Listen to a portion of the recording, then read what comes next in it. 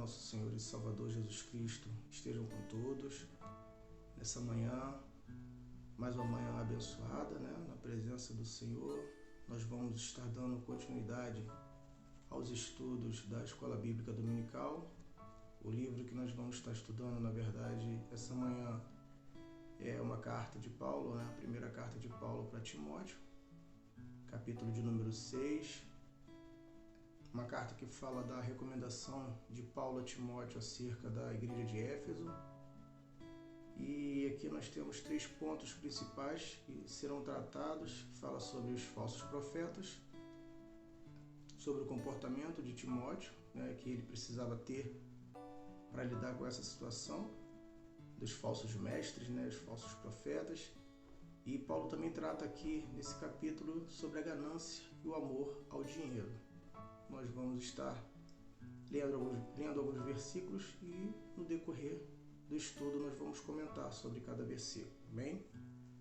Mas antes eu quero orar com você, agradecer ao Senhor por essa manhã, por esse dia, por esse estudo, pela Tua Palavra, para que Ele venha nos abençoar.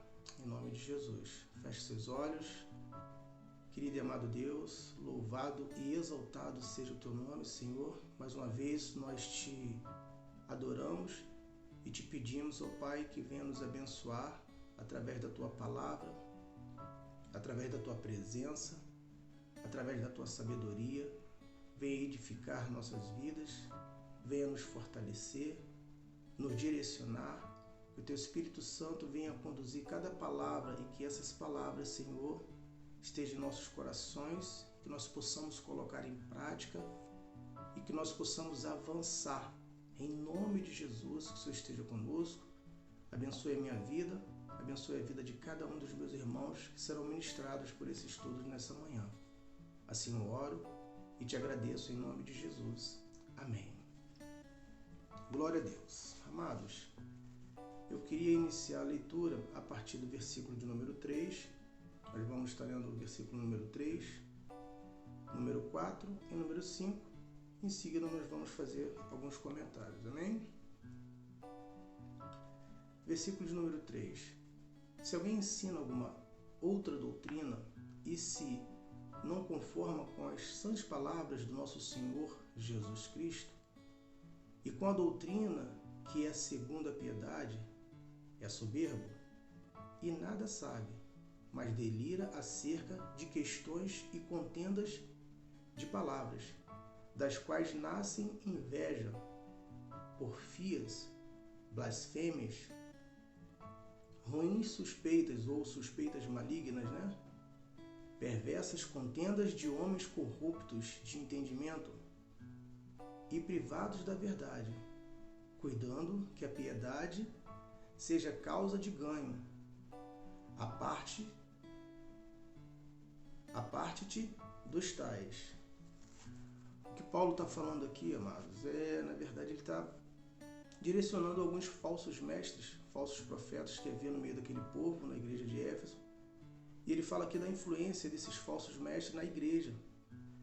A diferença da doutrina ensinada de pessoas, na verdade, que não concordam com as palavras, com as sãs palavras de Jesus, pessoas arrogantes, pessoas presunçosas, pessoas que gostam de contendas de palavras, está escrito aqui porfias, que quer dizer isso, pessoas que gostam de brigar, de discutir, para mostrar que sabe muito a respeito de um determinado assunto, mas na verdade essas pessoas só querem arrumar problema ou polemizar, gerando inveja, provocação, e na maioria das vezes esse tipo de coisa gera divisão dentro da igreja, as pessoas se dividem, é criada aquela famosa panelinha, e isso não é saudável, isso não é bom para que o povo de Deus avance. Salomão, em sua sabedoria, no livro de Provérbios, capítulo 26, versículo 4, ele diz que para que a gente não responda aos tolos segundo a sua estultícia, ou seja, segundo a sua estupidez. para que também não façamos semelhante a ele. Ou seja, para que a gente não dê ideia a esse tipo de pessoa. Essas pessoas que querem aparecer, que querem discutir, que querem criar confusão. Mas por que isso, né? Vamos trazer um pouco para o nosso contexto. Na verdade, porque o nosso Deus, ele não é Deus de confusão, não é Deus de discussão. Deus não precisa provar nada para ninguém. E ninguém é melhor do que ninguém. Todos nós temos o nosso valor. Então, entenda isso em nome de Jesus. Você tem um valor. Você é um varão valoroso, você é uma varoa valorosa para Deus. E se você conseguir entender isso, você não vai precisar discutir sobre o Evangelho. Você vai pregar, você vai falar, você vai dar bom testemunho, mas não vai precisar arrumar problema para que as pessoas aceitem. Deus não precisa disso. Amém? Irmão Jânio, mas existem pessoas, né, que têm mais conhecimento que as outras. Sim, irmãos, eu concordo. Existem pessoas que estudam um pouquinho mais que as outras para conhecer a trajetória, para conhecer a história, né, de Jesus, a história do Evangelho, do povo de Deus. Isso é bacana, isso é bom, isso é saudável. Mas o que eu estou querendo dizer aqui, na verdade, o que Paulo está querendo dizer aqui, é que o nosso Evangelho, o Evangelho que nós pregamos, o Evangelho que nós vivemos, é um Evangelho poderoso e muito poderoso. Nós temos vários exemplos de milagres, né, de feitos de Deus, de Jesus, né, da Trindade, do Espírito Santo. Mas é um Evangelho também muito simples, um Evangelho simples demais. De que forma que esse Evangelho é simples? A gente pode tomar por base aí as ações de Jesus. E os grandes estudiosos, os grandes teólogos têm a responsabilidade, né, as pessoas que têm muito conhecimento, de fazer, né, a chamada exegese, que é uma interpretação minuciosa de textos da Bíblia, né, das Escrituras Sagradas.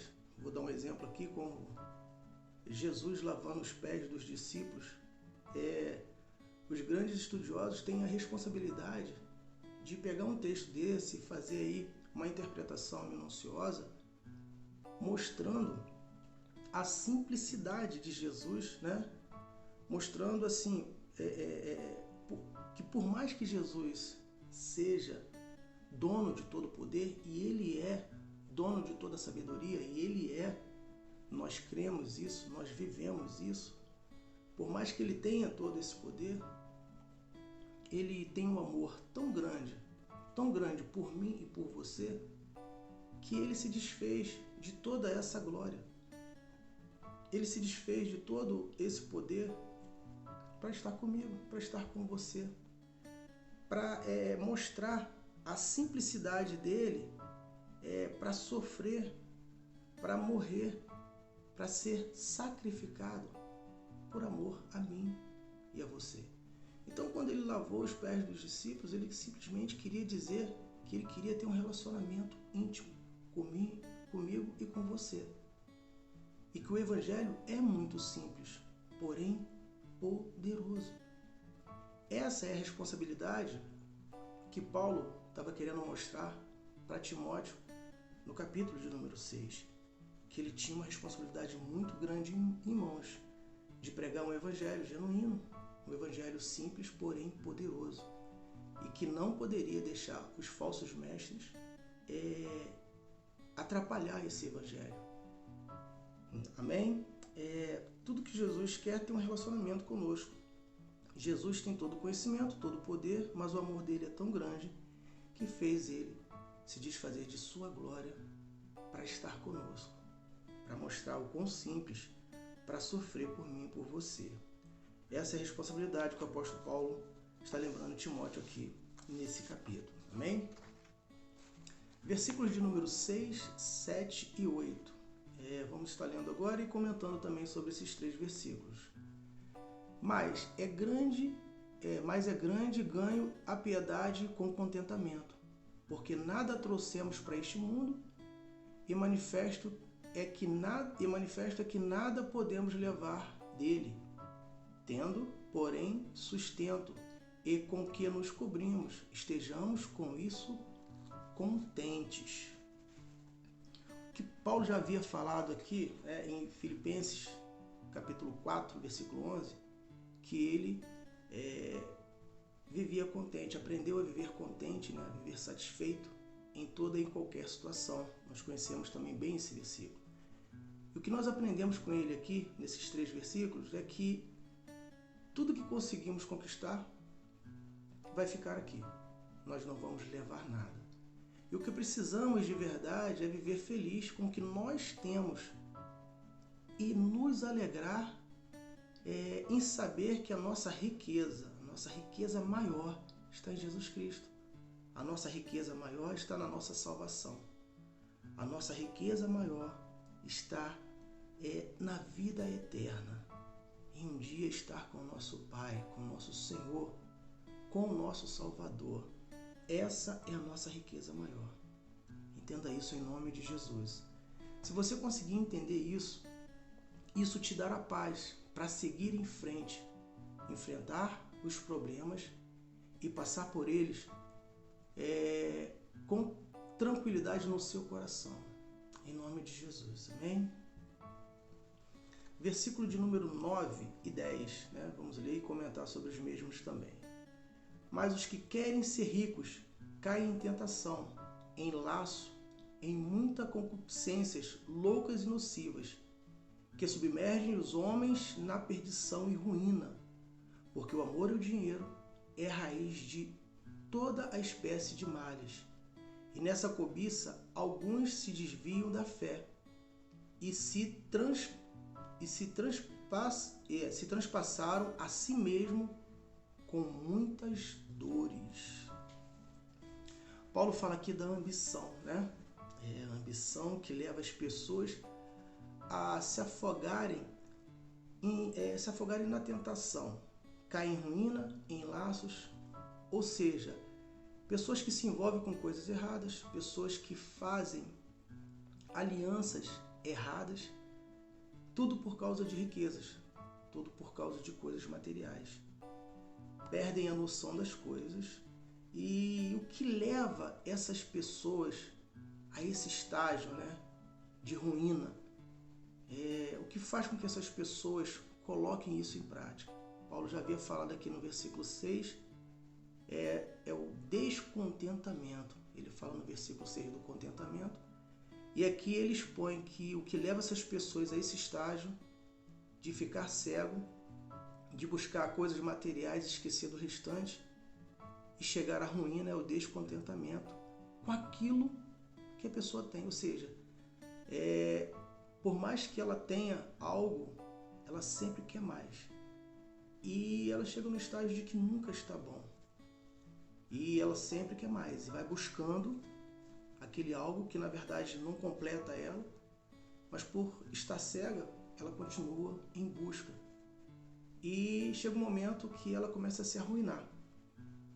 E na esmagadora maioria das vezes são desejos insensatos. Paulo também quer dizer isso nesses 2 versículos.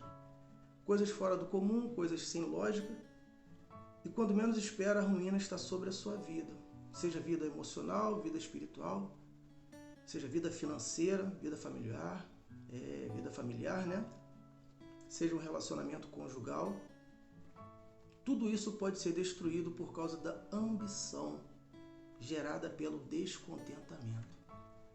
Então, nessa manhã, que você possa estar contente com aquilo que Deus tem colocado sobre as suas mãos, sobre a sua vida, e que o seu alvo verdadeiro seja estar com Cristo, seja a vida eterna, a salvação.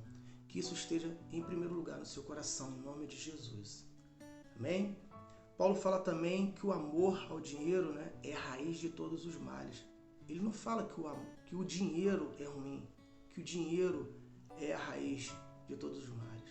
Ele fala aqui que o amor, a paixão, o apego ao dinheiro, colocar a ganância acima de tudo, essa é a raiz de todos os males. esse é o despertamento que Paulo traz para Timóteo e para a igreja de Éfeso, e que estamos trazendo para o nosso contexto, para o nosso dia a dia, né? A palavra de Deus, ela se renova a cada manhã. Então, o que aconteceu há 2, 3 mil anos atrás serve como base para o nosso fortalecimento, o nosso crescimento e o nosso avanço. Então, esse despertamento também serve para a minha vida e para a sua vida, em nome de Jesus. E aí eu queria fazer 2 perguntinhas para vocês e queria que vocês respondessem para vocês mesmos, né? Eu já me fiz e já respondi para mim mesmo. A primeira é: qual é a sua fonte de contentamento? Primeira pergunta: qual é a sua fonte de contentamento? Segunda pergunta: o que te faz feliz? Se você conseguir responder essas 2 perguntas para você mesmo, eu tenho certeza que muitas dúvidas geradas na sua mente e no seu coração vão ser esclarecidas. Só quero fazer uma observação. Depois que você fizer essas perguntas para você mesmo, lembre-se que em Mateus, capítulo 6, versículo 21, a palavra de Deus diz assim: pois onde estiver o seu tesouro, ali também estará o teu coração. Amém? Que Deus abençoe e que você possa refletir nessas 2 perguntas e nesse versículo citado. Amém? Vamos continuar aqui. Versículo de número 11, 12 e 13. Também vamos ler e comentar. Versículo 11. Mas tu, ó homem de Deus, foge destas coisas e segue a justiça, a piedade, a fé, o amor, a paciência, a mansidão. Milita a boa milícia da fé, toma posse da vida eterna, para a qual também foste chamado, tendo já feito boa confissão diante de muitas testemunhas. Mando-te diante de Deus que todas as coisas vivifica, e de Cristo Jesus, diante de Pôncio Pilatos, deu testemunho de boa confissão. Paulo aqui faz uma exortação mais específica a Timóteo a respeito dos votos que Timóteo fez a ser separado para pregar para o Evangelho, para ministrar sobre vidas, que é uma responsabilidade muito grande. Paulo lembra a Timóteo quem ele é, que ele é um homem de Deus. E eu quero lembrar nessa manhã que você é um homem de Deus, que você é uma mulher de Deus. E a responsabilidade que Timóteo aqui tinha em mãos, né, que é pregar o evangelho genuíno e ser justo, ter paciência, mansidão, para que o seu testemunho de vida seja exemplo de edificação para outras pessoas, ou seja, viver aquilo que prega. Essa responsabilidade também é nossa, essa responsabilidade também é minha, essa responsabilidade também é sua. E, irmãos, isso é imprescindível no evangelho. Viver aquilo que pregamos, que falamos, nossas ações, nossas palavras, nossos pensamentos, todas essas coisas têm que estar baseadas naquilo que acreditamos, mas nós precisamos praticar, porque as pessoas vão avaliar muito mais o que nós fazemos do que o que nós falamos. Então, ter conhecimento é muito bom. Nós precisamos conhecer Deus, né? Conhecer os seus feitos, as suas promessas, conhecer e entender o sacrifício de Jesus por nossas vidas. Sim, precisamos muito. Mas nós precisamos praticar o nosso conhecimento, colocar em prática e viver a vida no Evangelho que foi nos trazido por Cristo. Amém? Versículo de número 14 e 15.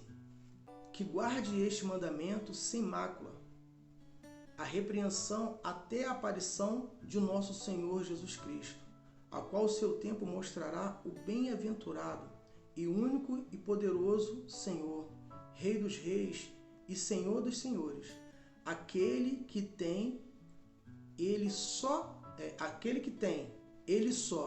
a imortalidade e habita na luz inacessível, a quem nenhum dos homens viu nem pode ver, ao qual seja a honra e o poder para todo sempre. Amém. Paulo pede aqui a Timóteo para guardar, né?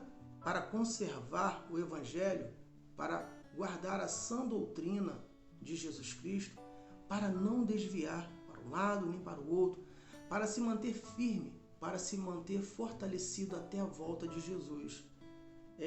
Paulo também comenta aqui que todo o poder pertence a Ele e que no tempo determinado por Deus, que nós ainda não sabemos disso, qual é o tempo, mas um dia, como Paulo escreveu aqui aos Romanos, né, no capítulo 14, versículo 11, um dia todo joelho se dobrará.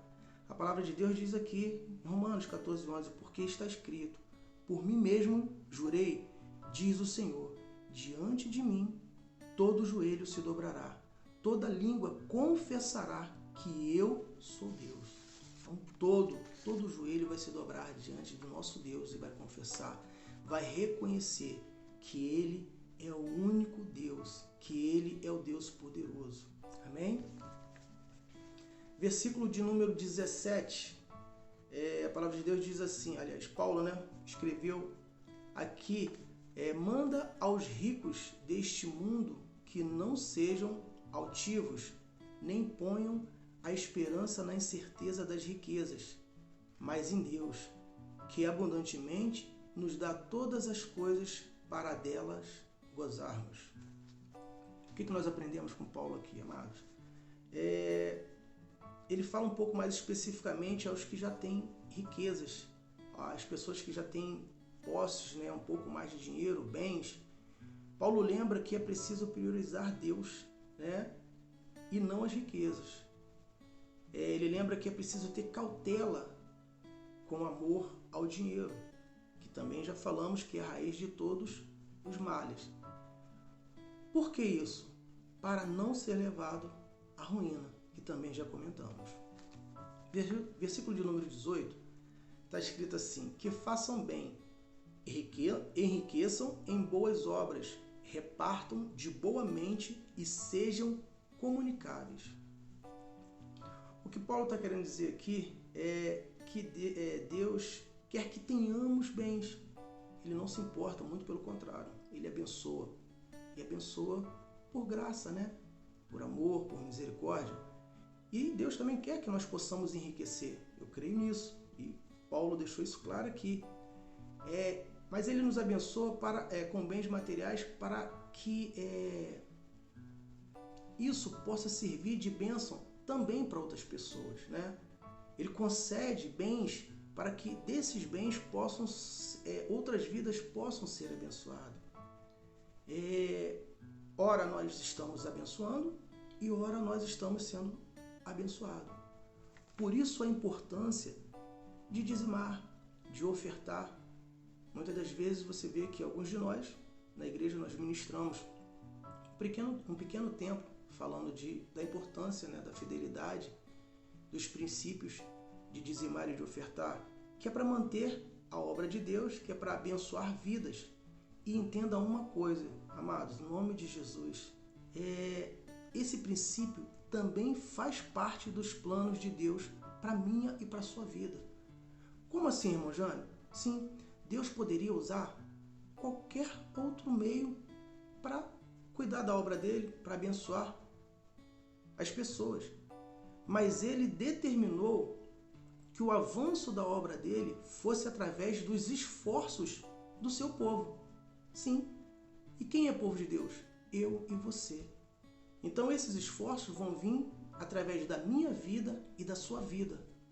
E ele usa isso como uma forma de fidelidade, de reconhecimento, porque tudo é dele, tudo é de Deus. Nós somos dele, todas as riquezas é dele. Mas ele usa as nossas vidas. Então, se você é povo de Deus, em nome de Jesus, deixa Deus te usar. E seja abençoado. Amém? Versículo de número 19. Que entesourem para si mesmo um bom fundamento para o futuro, para que possamos se apoderar da vida eterna. O que Paulo quer dizer aqui, amados, é que o nosso futuro, a nossa esperança, precisam estar fitados em morar na glória, em estar com Jesus, na nossa salvação, porque nós não nascemos para viver eterno com esse corpo nesse mundo. Nós nascemos para viver eterno e para estar com Jesus, ou outros estar no inferno, vida eterna ou morte eterna. 2 caminhos, isso nós conhecemos. Mas em Marcos aqui está dizendo o seguinte, Marcos capítulo 8, versículo 36. Pois o que adianta o homem ganhar o mundo inteiro e perder a sua alma? Então nós temos a nossa escolha, e nós já fizemos, que é estar com Jesus, que é ir para a glória. E o que Paulo está dizendo aqui no versículo 19 é exatamente isso. Nosso futuro, a nossa esperança precisa estar fitado na glória, em estar com Jesus. Então que você receba isso nessa manhã, em nome de Jesus, amém? Nos versículos de número 20 e 21, está escrito assim, versículo 20, ó Timóteo, guarda o depósito que te foi confiado, tendo horror aos clamores vãos e profanos e às oposições da falsamente chamada ciência, a qual, professando-a, alguns se divertem da fé. A graça seja contigo. Amados, esses 2 versículos eu explicaria com um outro versículo, através da carta de Paulo aos Romanos, que está no capítulo 12. A palavra de Deus diz assim, não se amoldem ao padrão deste mundo, mas transforme-se pela renovação da sua mente, para que sejam capazes de experimentar e comprovar a boa, agradável e perfeita vontade de Deus. O que isso quer dizer, amados? Nós não podemos nos conformar com as coisas desse mundo. Nós sempre vamos resistir. Nós sempre vamos olhar para o nosso alvo, para a palavra de Deus, para a presença de Jesus Cristo, para os feitos do nosso Deus. E isso é o que vai nos dar esperança para ser fortalecido, para continuar, para avançar e para conquistar. Que esse estudo possa ter edificado a sua vida nessa manhã. Em nome de Jesus. Amém e glória a Deus. Que Deus vos abençoe. Graça e paz.